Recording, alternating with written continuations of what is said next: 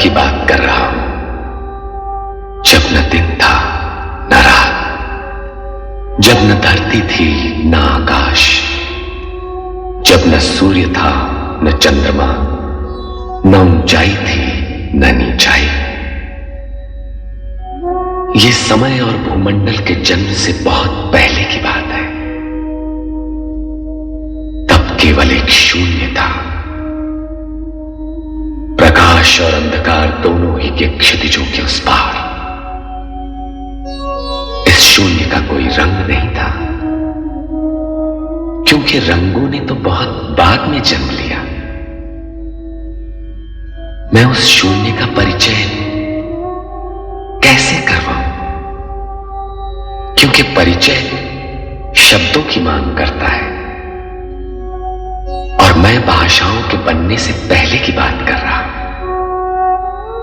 तब की बात जब कुछ नहीं था, कुछ भी नहीं था,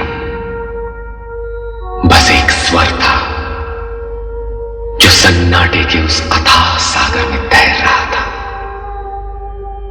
सन्नाटा, जिसका न कोई रंग न रूप, उसके विषय में तो सोचना भी संभव नहीं, क्योंकि सोच तो सीमित है, समय की डोरी से बंधी हुई, ब्रह्मांड की सीमा रेखा के पार जा नहीं सकती। इसलिए हे मानव जाति, अपनी सोच की चौखट पर बैठकर और आंखें बंद करके देख और मन के कान लगाकर सुन। मैं आदिनाद हूं, आदि स्वर हूं, आदि ध्वनि हूं। मैं सर्वशक्तिमान महेश्वर सदाशिव जी का प्रतीक हूं। महेश्वर शिव जी ही सृष्टि के नियामक हैं। आदि देवता सर्वशक्तिमान महेश्वर सदाशिव जी का सात्विक रूप जो पंचानन है, उस स्वरूप का प्रत्यक्ष दर्शनार्थ मैं स्मरण करता हूं। ओम नमः शिवाय।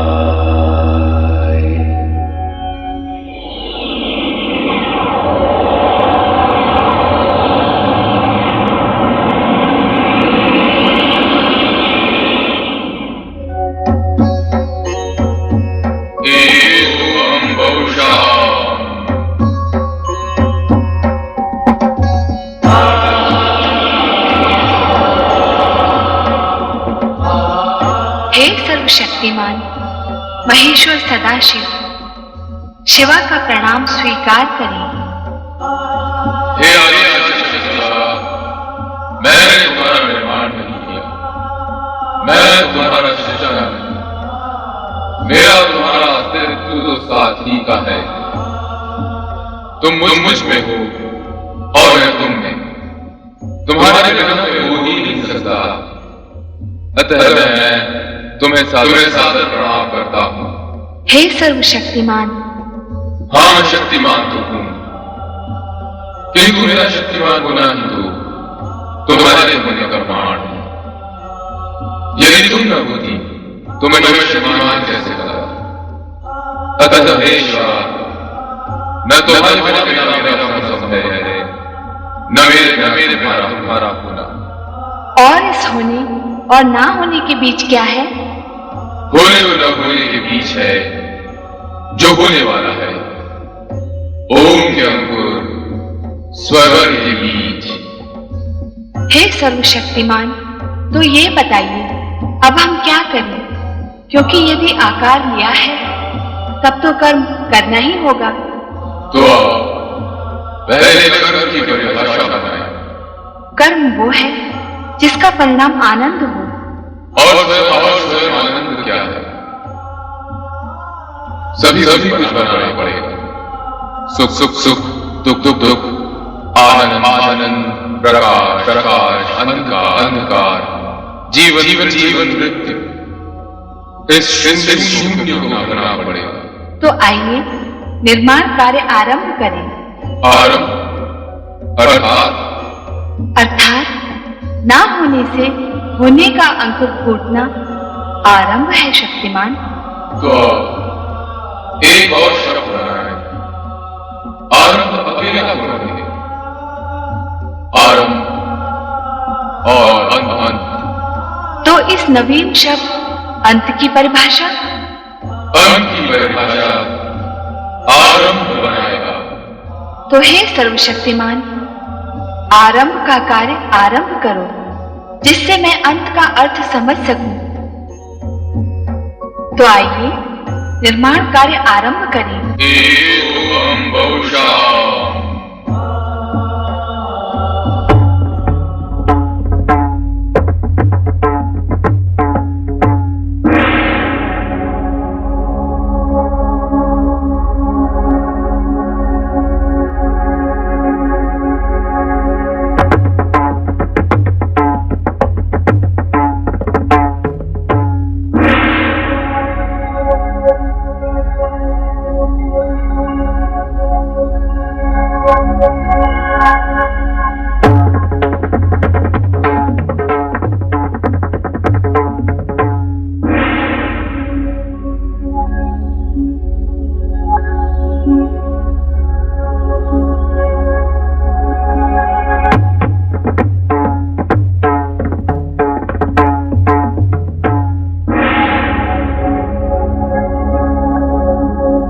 इस प्रकार संपूर्ण वातावरण में व्याप्त शून्यता को भरने के लिए देवादिदेव शिव और मां शिवा ने आकाश, वायु, अग्नि, जल, पृथ्वी एवं ग्रह नक्षत्रों की रचना की।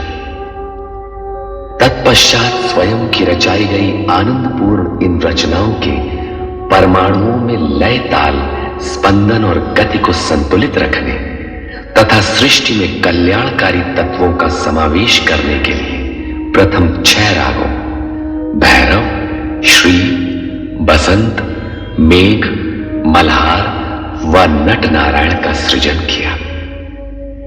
इसके उपरांत शिव शंकर व मां शिवा ने आदि नृत्य आरंभ कर अपनी रचनाओं को गतिमान और शक्तिमान बनाया।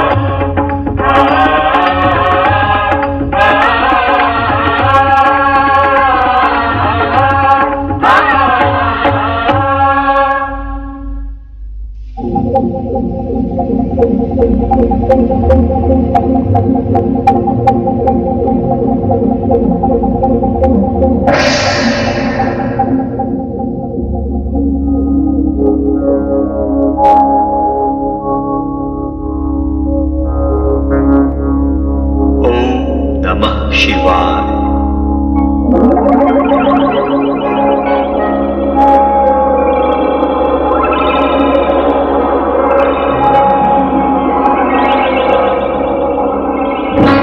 ओम नमः शिवाय। ओम नमः शिवाय। हमारा जन्मदाता कौन है? यही प्रश्न हम भी कर रहे हैं कि हम कौन हैं, हम कैसे प्रकट हुए हैं, हमें किसने उत्पन्न किया है, हमारा कार्य क्या है, दायित्व क्या है। हमारे मन में भी ये इच्छा जागृत हो रही है कि हमारा कर्म और कर्तव्य क्या है।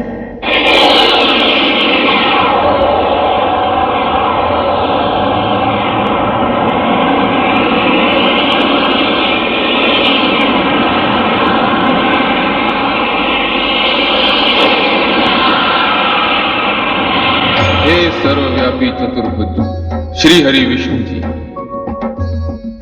कमल के आसन पर प्रकट होने वाले श्री ब्रह्मा जी, आप दोनों मुझ सदाशिव की सृष्टि कामना से उत्पन्न हुए हैं। मैं ही आपका जन्मदाता हूं।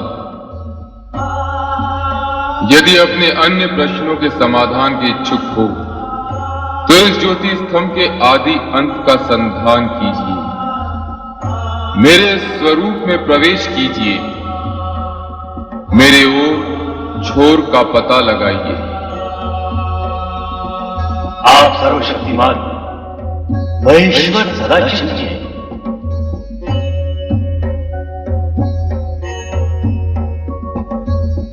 ये ज्योति स्तंभ आप ही का स्वरूप है, तो हम इसमें प्रवेश करके इसके आदि अंत का अन्वेषण करेंगे।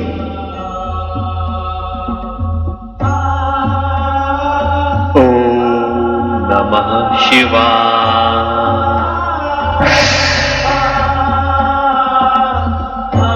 हे हरि विष्णु जी, आप इस ज्योति स्तंभ के नीचे की छोर का संधान कीजिए, और ब्रह्मदेव आप इसके ऊपरी छोर का पता लगाइए। अवश्य अवश्य श्री हरि विष्णु जी।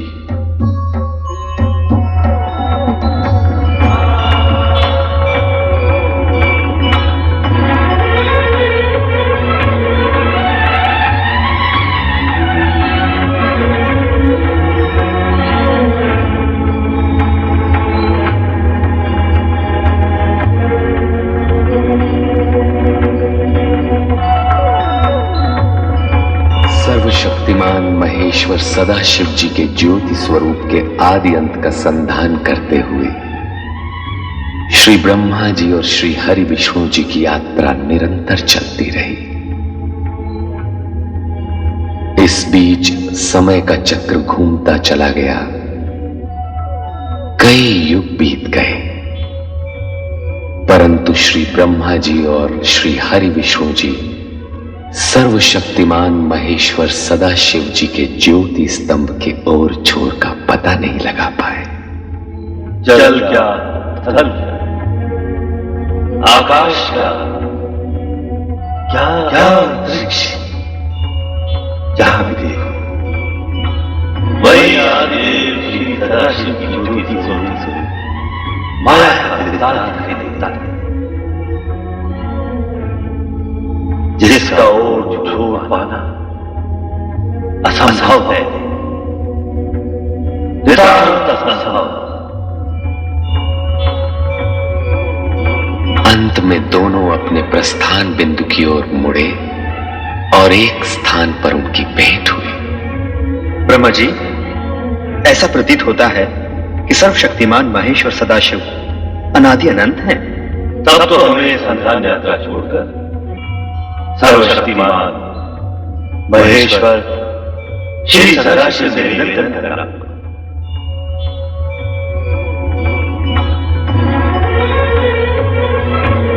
हे अनादि अनंत सर्वशक्तिमान महेश्वर सदाशिव, आपका ज्योति स्वरूप अपरंपार है।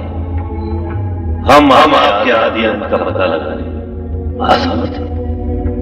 हे ज्योति स्वरूप सर्वशक्तिमान महेश्वर सदाशिव जी, आप हमें अपने स्वरूप का ज्ञान कराइए।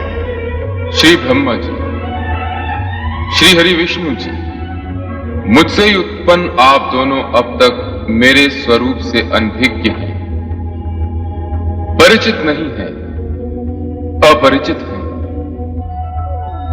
मेरी ज्योति में पहुंचकर भी आपके अंतर का अंधकार दूर नहीं हुआ। इस अंधकार को मिटाने के लिए हमें क्या करना होगा सदाशिव जी?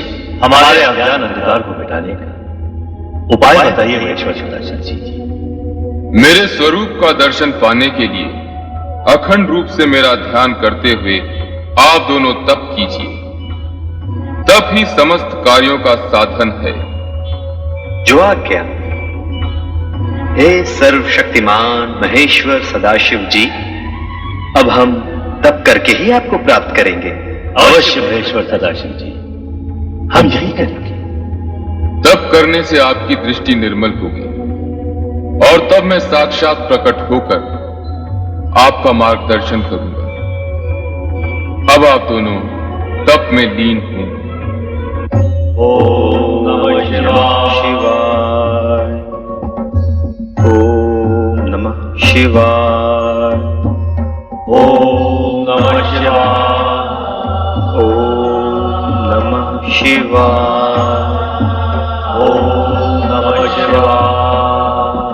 ओम नमः शिवाय।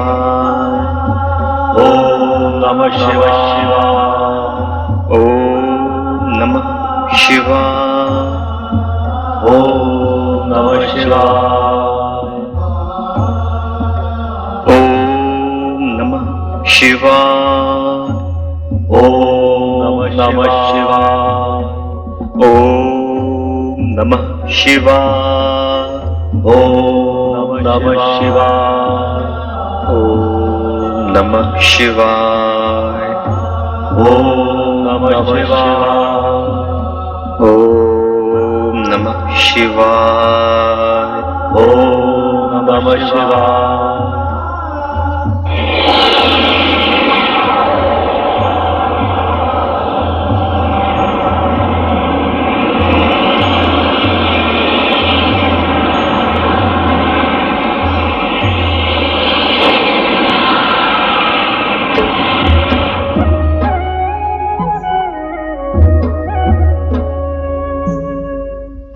कौन है सर्वशक्तिमान? आपका स्वरूप मत बार देख रहे हैं, इसका रहस्य हमें समझाइए। हम हैं अर्धनारीश्वर, शिव और शक्ति का अभिन्न रूप। अर्धनारीश्वर, शिव और शक्ति का अभिन्न रूप। हाँ श्री हरि विष्णु जी, श्री ब्रह्मा जी, जिस ज्योति स्तंभ का आप दोनों युगों युगों तक अनुसंधान करते रहे, वही अर्धनारीश्वर रूप में आपके सामने प्रकट हुआ है। शिव और शक्ति एक दूसरे में समाये हुए हैं। शिव में ही शक्ति है और शक्ति में ही शिव। आदिदेव सर्वशक्तिमान महेश्वर सदाशिव और आदिशक्ति मां शिवा के अर्धनारीश्वर रूप को प्रणाम। हमारा तप सफल हुआ। आपके दर्शन पाकर हम धन्य हुए। एको हम बहुशः। आप दोनों हमारी सृष्टि कामना से उत्पन्न हुए हैं, इसलिए आप दोनों सृष्टि रचना और सृष्टि पालन का कार्य करेंगे। सृष्टि रचना और सृष्टि पालन? हाँ श्री हरि विष्णु जी, श्री ब्रह्मा जी, हमने जिन 5 महाभूतों पंच तत्वों का निर्माण किया है, उनसे आप सृष्टि और प्राणी मात्र के सृजन का कार्य करेंगे। और श्री हरि विष्णु जी, श्री ब्रह्मा जी, जिस सृष्टि का सृजन करेंगे उसका आप पालन करेंगे। जो आ गया अर्धनारीश्वर। हे अर्धनारीश्वर शिव शक्ति, क्या आपका यह रूप संसार के लिए पूजने योग्य लगा? नहीं, ये हमारा दिव्य सात्विक रूप है।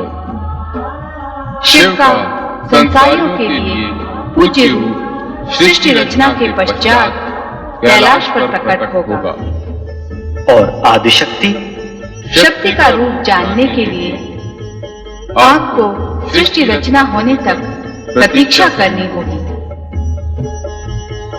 अब आप दोनों अपना अपना कार्य प्रारंभ कीजिए।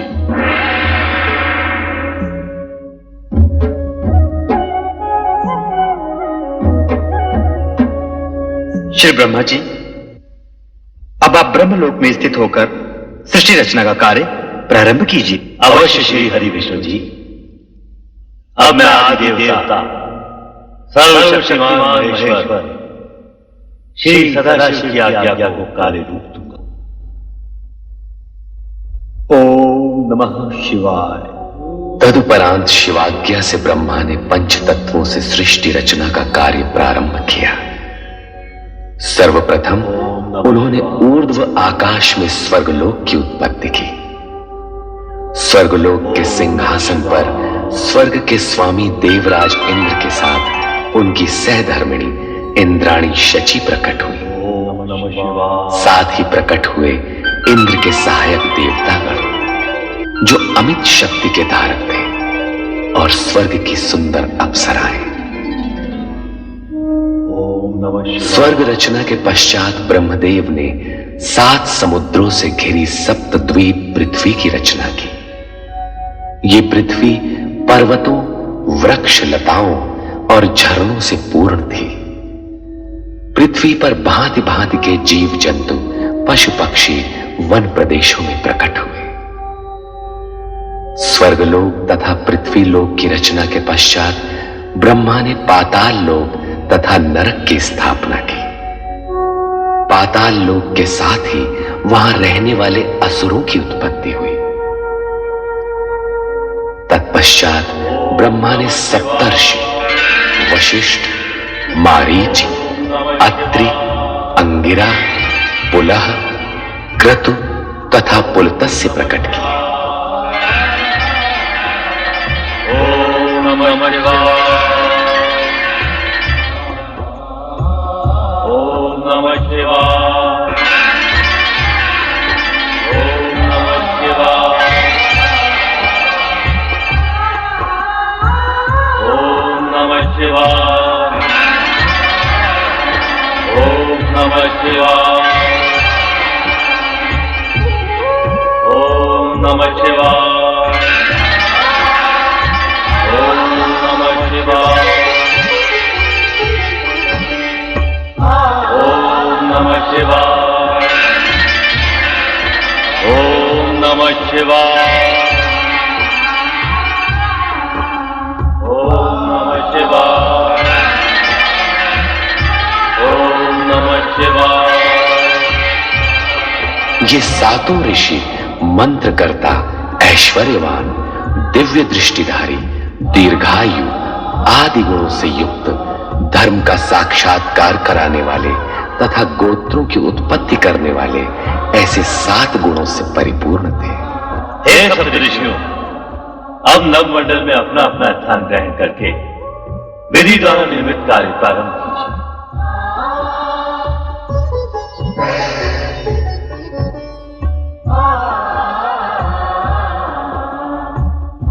ओम नमः शिवाय। प्रणाम परमपिता। ओम नमः शिवाय।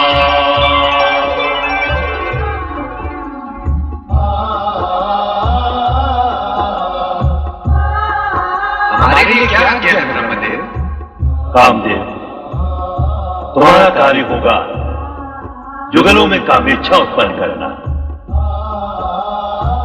और वसंत, तुम प्रकृति में सौंदर्य प्रकट करोगे। सृष्टि की रचना के लिए यह अति आवश्यक अंग है।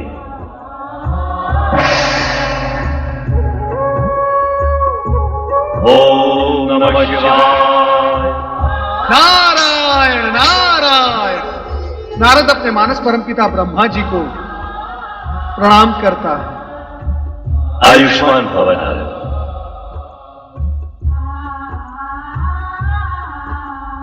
तुम श्री हरि विष्णु के परम भक्त के रूप में प्रसिद्ध होकर संसार में धर्म और भक्ति का प्रचार करते हुए संसारियों की उलझी हुई समस्याएं सुलझाओगे।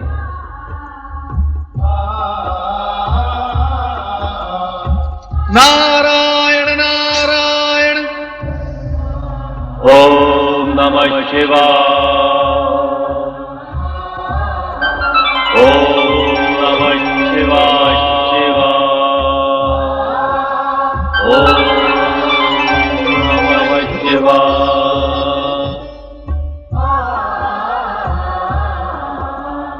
सृष्टि में प्रकट होने वाले प्रथम पुरुष तुम मनु महाराज के नाम से जगत में प्रसिद्ध होगी, और सृष्टि में प्रकट होने वाली प्रथम नारी संसार तुम्हें शतरूपा के नाम से सदा स्मरण करेगा। हमारे लिए क्या आज्ञा है परमपिता? आप दोनों वैदिक तथा सनातन धार्मिक विधि के अनुसार एक दूसरे को पति पत्नी के रूप में स्वीकार करके मैथुनी सृष्टि द्वारा प्रजोत्पत्ति का कार्य प्रारंभ कीजिए। जैसी आपकी आज्ञा परमपिता। ओम नमः शिवाय।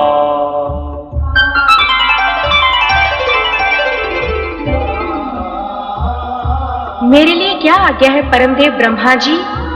संध्या, तुम मनुष्यों में यज्ञ हवन की रुचि जगाने, इष्ट देवों तथा पितरों के प्रति आराधना का माध्यम बनने के लिए प्रकट हुई हो।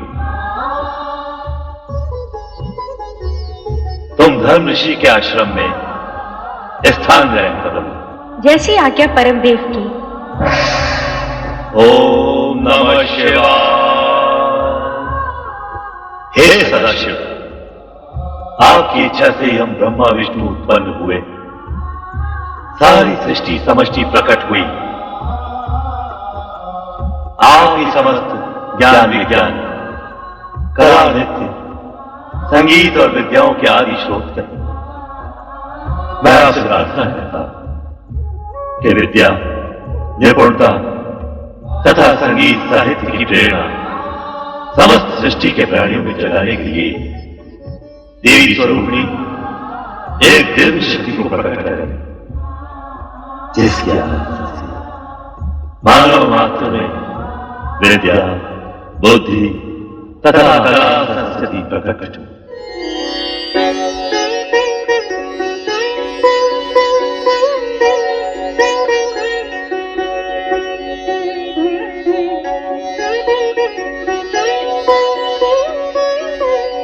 हे सृष्टि के सृजनकर्ता ब्रह्मा जी, आपकी तथा सदाशिव की इच्छा से मैं वीणा पाणी सरस्वती आपके सन्मुख प्रकट हुई हूँ। मेरे लिए क्या आज्ञा है? हे महादेवी सरस्वती, इस सृष्टि में कला संगीत, ज्ञान विज्ञान एवं समस्त विद्याएं तुम्हारी उपासना से सिद्ध होंगी। जिज्ञासा ही मानवता को विद्या प्रदान करती है। मेरी यही कामना है। सृष्टि के सृजनहार ब्रह्मा जी की इच्छा का आदर अवश्य करूंगी। इस प्रकार ब्रह्मा सृष्टि की रचना में इतने आत्मविभोर हो गए कि वे अपने मानस में उत्पन्न अपने पुत्र दक्ष को प्रकट करना सर्वथा भूल गए।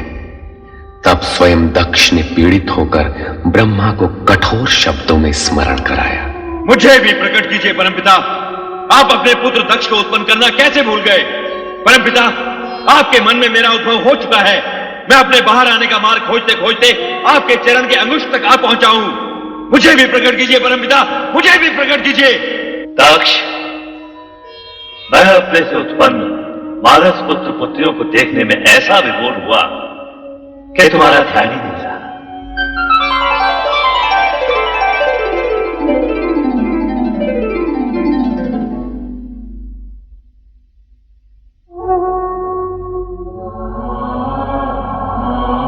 मेरे मानस पिता ब्रह्मा जी, मैं दक्ष प्रजापति सर्वप्रथम प्रकट होने का अधिकारी था, परंतु आपने मेरी उपेक्षा की।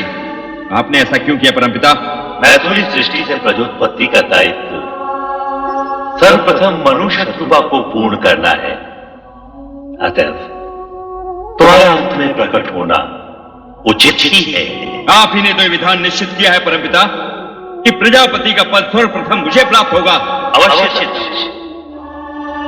हम उस विधान के अनुसार ही कार्य करेंगे, परंतु पदोत्पादक तथा प्रजापति का कर्तव्य तुम विवाह करके ही पूर्ण कर सकोगे।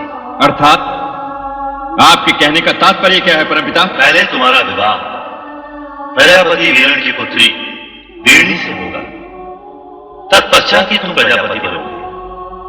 जाओ, पहले ये कार्य पूर्ण करो। सोच क्या रहे हो बुद्ध दक्ष, तुम तो प्रजापतियों के आदर्श बनने जा रहे हो। जाओ, अपना दायित्व पूर्ण करो। तुम्हारा कल्याण हो। जो आ गया परमपिता।